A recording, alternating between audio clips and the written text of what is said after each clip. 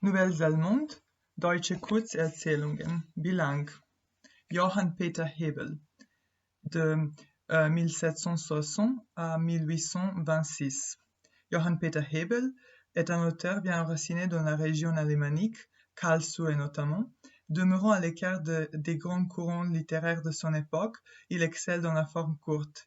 Ses récits et anecdotes sont rassemblés dans le Schatzkästlein des Rheinischen Hausfreundes en 1811. Kann ich verstehen.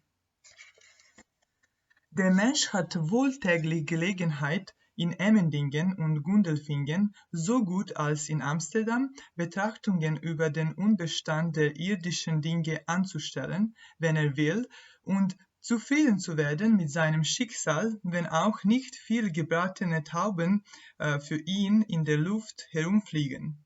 Aber auf dem seltsamsten Umweg kam ein deutscher Handwerksbursche in Amsterdam durch den Irrtum zur Wahrheit und zu ihrer Erkenntnis.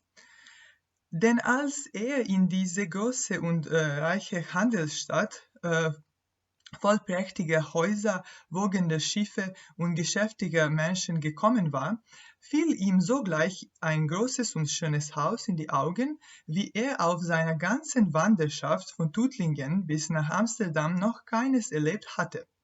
Lange betrachtete er mit Verwunderung dies kostbare Gebäude, die 6 Kamine auf dem Dach, die schönen Gesimse und die hohen Fenster größer als an des Vaters Haus daheim die Tür.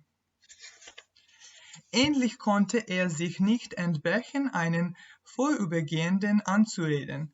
»Guter Freund«, redete er ihn an, »könnt ihr mir nicht sagen, wie der Herr heißt, dem dieses wunderschöne Haus gehört, mit den Fenstern voll Tulipanen, Sternenblumen und Levkoen?« Der Mann aber, der vermutlich etwas Wichtigeres zu tun hatte und zum Unglück gerade so viel von der deutschen Sprache verstand als der Fragende von der holländischen, nämlich nichts, sagte kurz und schnauzig, »kann ich verstehen«, und schnurrte vorüber.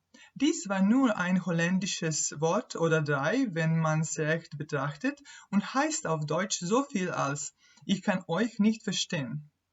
Aber der gute Fremdling glaubte, er sei der Name des Mannes, nach dem er gefragt hatte. Das muss ein grundreicher Mann sein, der Herr kann nicht verstehen, dachte er und ging weiter. Gas aus, Gas ein, kam er endlich an den Meerbusen, der da heißt Hetay oder auf Deutsch das Y. Da stand nun Schiff an Schiff und Mastbaum an Mastbaum, und er wusste anfänglich nicht, wie er es mit seinen 2 einzigen Augen durchfechten werde, alle diese Merkwürdigkeiten genug zu sehen und zu betrachten, bis endlich ein großes Schiff seine Aufmerksamkeit an sich zog, das vor kurzem aus Ostindien angelangt war und jetzt eben ausgeladen wurde.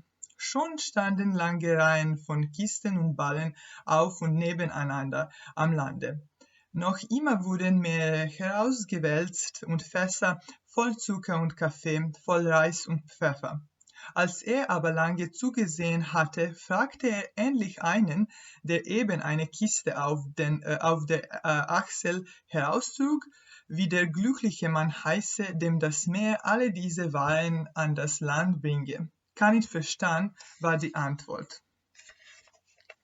Da dachte er, Haha, schau's da raus. Kein Wunder, wem das Meer solche Reichtümer an das Land schwemmt. Der hat gut solche Häuser in die Welt stellen und solcherlei Tulipanen vor die Fenster in vergoldeten Scheiben. Jetzt ging er wieder zurück und stellte eine recht traurige Betrachtung bei sich selbst an, was er für ein armer Teufel sei unter so viel reichen Leuten in der Welt. Aber als er eben dachte, wenn ich's doch nur auch einmal so gut bekäme, wie dieser Herr kann nicht verstehen es hat, kam er um eine Ecke und erblickte einen großen Leichenzug. 4 schwarze vermummte Pferde zogen einen ebenfalls schwarz überzogenen Leichenwagen langsam und traurig, als ob sie wüssten, dass sie einen Toten in seine Ruhe führten. Ein langer Zug von Freunden und Bekannten des Verstorbenen folgte nach, Paar um Paar, verhüllt in schwarze Mäntel und stumm. In der Ferne läutete ein einsames Glöcklein. Jetzt ergriff unseren Fremdling ein wehmütiges Gefühl, das an keinem guten Menschen vorübergeht, wenn er eine Leiche sieht, und er blieb mit dem Hut in den Händen andächtig stehen, bis alles vorüber war. Doch machte er sich an den letzten vom Zug, der eben in der Stille ausrechnete, was er an seiner Baumwolle gewinnen könnte, wenn er Zentner um 10 Gulden aufschlüge. Er griff ihn sachte am Mantel und bat ihn treuherzig um Excuse. »Das muss wohl auch ein guter Freund von euch gewesen sein«, sagte er, »dem das Glöcklein läutet, dass ihr so betrübt und nachdenklich mitgeht.« »Kann nicht verstehen«, war die Antwort. Da fielen unserem guten Tuttlinger ein paar große Tränen aus den Augen, und es ward ihm auf einmal schwer und wieder leicht ums Herz. »Armer kann nicht verstehen«, rief er aus, »was hast du nun von allem deinem Reichtum? Was ich einst von meiner Armut auch bekomme, ein Totenkleid und ein Leintuch, und von allen deinen schönen Blumen vielleicht einen Rosmarin auf die kalte Brust oder eine Raute.« Mit diesem Gedanken begleitete er die Leiche, als wenn er dazu gehörte, bis ans Grab, sah den vermeinten Herrn Kanitverstand hinabsenken in seine Ruhestätte und ward von der holländischen Leichenpredigt, von der er kein Wort verstand, mehr gerührt als von mancher Deutschen, auf die er nicht Acht gab.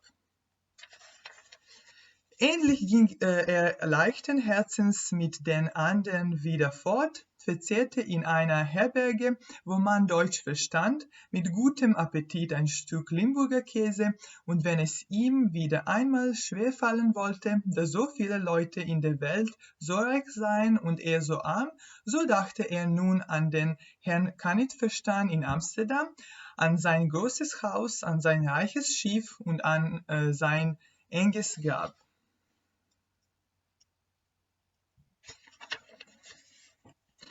Chaque jour, assurément, l'être humain a l'occasion à Emmendingen et Gundelfingen, aussi bien qu'à Amsterdam, de se livrer à des considérations sur la fragilité des choses d'ici-bas, s'il le veut, et d'être satisfait de son sort, même si le ciel n'est pas rempli d'alouettes tout rôties. Mais c'est par le plus étrange des détours qu'un apprenti allemand de passage à Amsterdam en vint, par le biais de l'erreur, à découvrir la vérité. Car lorsqu'il fut arrivé dans cette grande et riche cité commerçante, pleine de somptueuses demeures, de navires aux voiles ondulant dans le vent et de gens affairés, son regard fut tout de suite attiré par une grande et belle maison, car jamais encore il n'en avait vu de pareille durant tout son périple de Tuttlingen à Amsterdam. Il considéra longuement avec étonnement ce splendide bâtiment, les 6 cheminées du toit, les belles corniches et les hautes fenêtres, plus grande que la porte de la maison paternelle.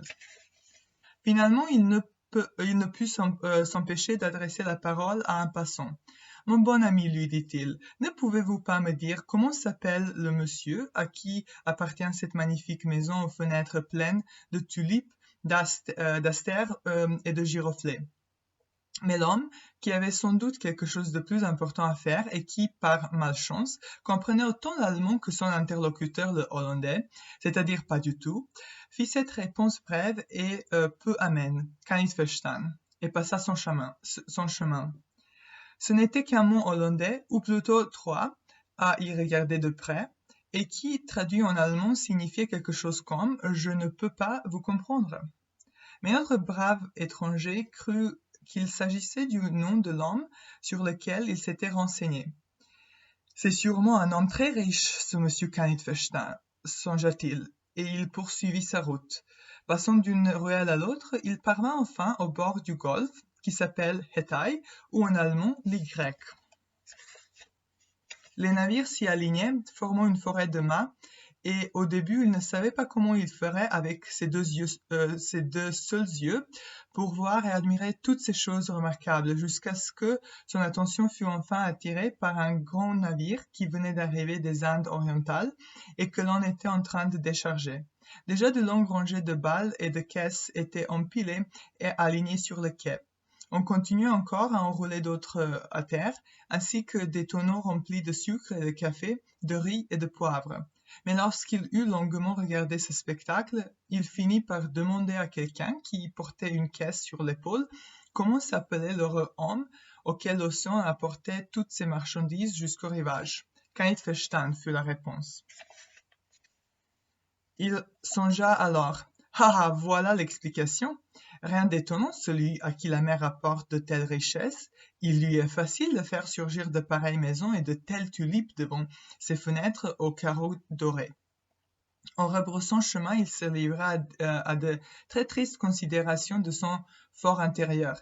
Quel pauvre diable était-il donc, parmi tant de gens riches par le monde? Mais à l'instant même où il se disait « Si je pouvais avoir, ne fût-ce qu'une seule fois, autant que ce monsieur Knight-Verstein », il aperçut en arrivant, à l'angle d'une rue, un long cortège funèbre. 4 chevaux recouverts de noir tiraient un corbillard également tendu de noir, lentement et tristement, comme s'ils savaient qu'ils menaient un mort à son dernier repos.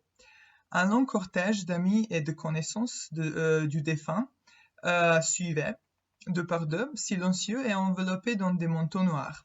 Dans le lointain tinta une petite cloche solitaire. Notre étranger fut alors saisi d'un sentiment mélancolique qui n'épargne nul brave homme dès lors qu'il voit un cadavre, et il resta immobile, le chapeau à la main, et une attitude recueillie jusqu'à ce que le cortège fût passé. Cependant, il se dirigea vers la personne qui fermait la marche et qui était en train de calculer en silence ce que son coton pourrait lui rapporter si le demi-quintal augmentait de 10 florins. Il l'attira doucement par son manteau et la pria de bien vouloir l'excuser. « Ce fut sûrement l'un de vos bons amis, dit-il, celui pour qui sonne le glas, pour que vous l'accompagniez à sa dernière demeure d'un air si affligé et si pensif. » Kite-Verstand fut la seule réponse qu'il obtint. Alors de grosses larmes jaillirent des yeux de notre brave garçon de Tuttlingen, et il se sentit soudain le cœur lourd et léger tout à la fois. « Pauvre Kite-Verstand, s'écria-t-il, que te donne maintenant toute ta richesse, ce que ma pauvreté me donnera aussi un jour, un habit de mort et un linceul, et de toutes tes belles fleurs, peut-être un brin de romarin ou une rue. » Tout en remuant ses pensées, il accompagna le cadavre, comme s'il eût fait partie de la famille, jusqu'à la tombe, et il vit même le présumé Kite-Verstand descendre vers son dernier repos, et le sermon funèbre prononcé en hollandais l'émut plus que bien d'autres, dit en allemand, et auquel il n'avait prêté aucune attention. Enfin, il repartit avec les autres, le cœur léger, dans une auberge où l'on comprenait l'allemand. Il dévora d'un bon appétit un morceau de fromage de Limbourg, et chaque fois qu'il avait de nouveau du mal à accepter que tant de gens par le monde fussent si riches et lui si pauvre, il lui suffisait de penser à monsieur Kite-Verstand d'Amsterdam, à sa grande maison, à son riche navire et à sa tombe étroite.